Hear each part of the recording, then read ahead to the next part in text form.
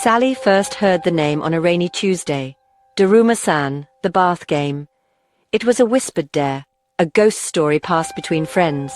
Most kids laughed it off, but Sally couldn't shake the tale. The rules haunted her. Enter the bathroom at night, fill the tub, turn off the lights, wash your hair and chant, Daruma-san, fall down. Don't open your eyes or you'll hear a thud. The ghost arrives. Sally's curiosity burned brighter than her fear. That night she replayed the rules in her mind, unable to sleep. She'd always been the brave one, the first to accept a challenge. The dare echoed in her room, impossible to ignore. She slipped from bed, drawn to the bathroom as if the story itself called her. Her heart pounded, but pride pushed her forward. This was just a game, she told herself. She had to know if the legend was real. Quiet as a shadow, Sally crept down the hallway. The darkness waited. The bathroom was pitch black, the air icy. Sally didn't turn on the light. She followed the rules. She filled the tub, the sound of water roaring in the silence. Goosebumps rose as she stepped in, the cold biting her skin. Facing the faucet, she began to wash her hair. Daruma-san, fall down, she whispered over and over. The words felt heavy, wrong. Suddenly a splash, a wet thud behind her. Sally froze, terror rooting her in place. The game had begun. She stood, careful not to look back, feeling a cold presence in the tub. Wrapping herself in a towel, she fled the bathroom, never glancing over her shoulder. The ghost was now with her. The ritual was real. The dare had consequences. Midnight had changed everything. Morning brought no comfort. Sally felt watched, a chill clinging to her skin. Every room seemed haunted by a silent observer.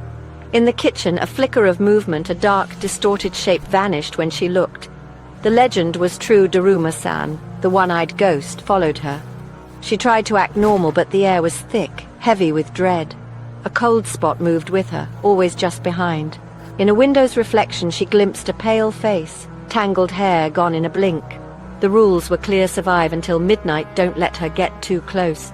If she did, Sally could shout, "Tomare! Stop!" to force the ghost back, but only a few times. The days stretched ahead, every moment a test. The game was no longer a story. It was a fight for survival. She had to keep moving, never letting the ghost catch her. The haunting was real.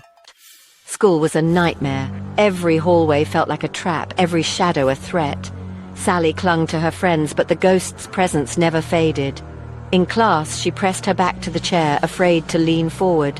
At lunch, icy pressure closed in. Daruma-san was near. Panic surged.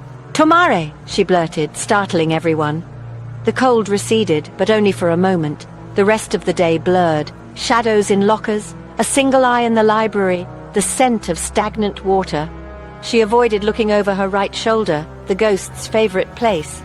As sunset approached, exhaustion and terror grew. The house felt like a cage. Midnight was coming. The rules for ending the game were vague, but she knew one thing.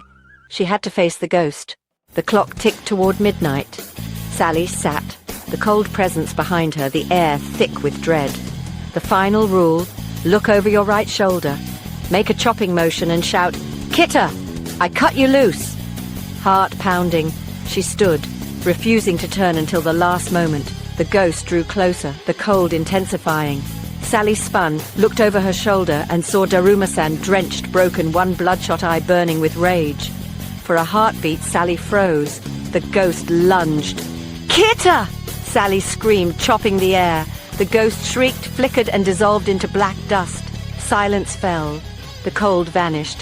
The game was over. Sally was alone. She had survived the dare.